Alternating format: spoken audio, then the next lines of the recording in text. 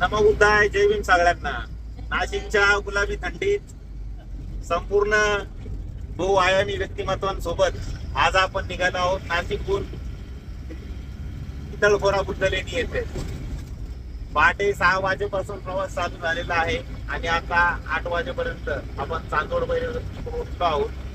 तर पितळखोरा ही बुद्ध लेणी आपल्या कालखंडातली आहे। कधीपासून तिच्यावर विविध बदल झालेले आहेत। या संपूर्ण लेणीचा इतिहास काय आहे हे जाणून घेण्यासाठी मला हा व्हिडिओ शेवटपर्यंत बघावा लागेल। प्रवासात आपल्यासोबत Sunil Khare sir, madam Telure sir, शहापूरहून संतोष सर हे सर्व सामील झालेले आहेत। मुंबईची टीम पण इकडनं आलेली आहे। शहापूर, त्यानंतर जळगाव, मालेगाव संपूर्ण ठिकाणचे उपासिका या कार्यशाळेमध्ये सहभागी होत आहेत। एकंदर हा व्हिडिओ तुम्हाला खूप महत्वपूर्ण आणि अभ्यासपूर्ण असणार आहे। या व्हिडिओमध्ये शेवटपर्यंत राहा। धन्यवाद।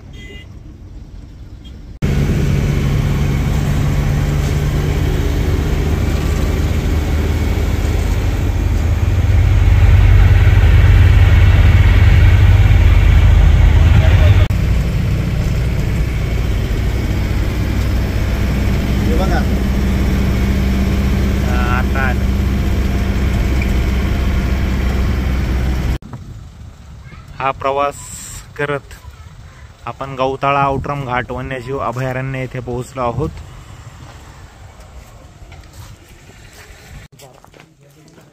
वन्य विभागामार्फत ही पाटी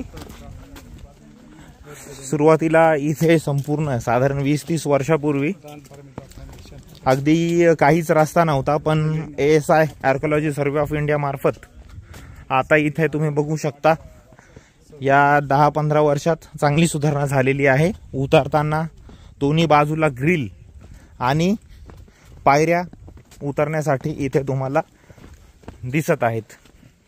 जनरली आपण लेणी चढत असतो, पण महाराष्ट्रातली ही अशी लेणी आहे की जिथे आपण लेणी चढत नाही तर लेणीला जाण्यासाठी आपण इथे उतरावं लागतं। ही एक आणि दुसरी छत्रपती संभाजीनगर औरंगाबाद येथीलच घटोत्कच ही पण एक जी लेणी आहे, ही पण आपल्याला अशीच उतरावी लागते आणि त्यानंतर मग ती लेणी आपल्याला दिसते। तुम्ही बघू शकता इथे ही लेणी आहे आणि हा पूर्ण लेणीचा मार्ग।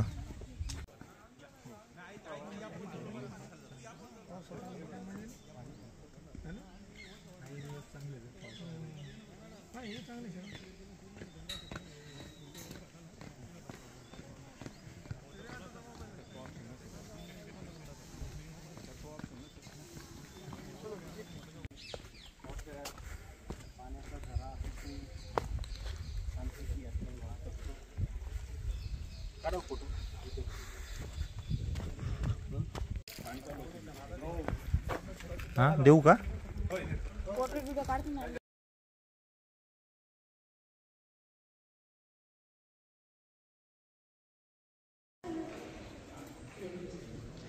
आधी जर तुम्ही बघत असाल तर हा एवढा मोठा इथे स्तूप होता आणि ही जी खांब आहेत अष्टकोनी खांब आणि ही त्यावरची पेंटिंग्स या पद्धतीची ही लेणी होते।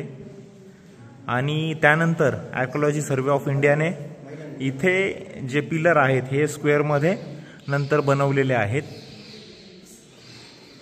काही खांबांची पडझड झाल्यानंतर इथे त्यांनी हे स्क्वेअरमध्ये बनवले आहेत।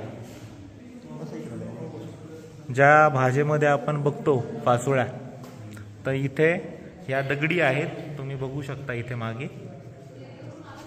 आणि गजपृष्ठाकार हा जो वरचा भाग आहे हा हत्तीच्या पाठीचा भाग आहे। कालीन धम्मलिपीमध्ये इथे आपल्याला 2 शिलालेख आहेत एक इकडे आहे आणि एक या बाजूला.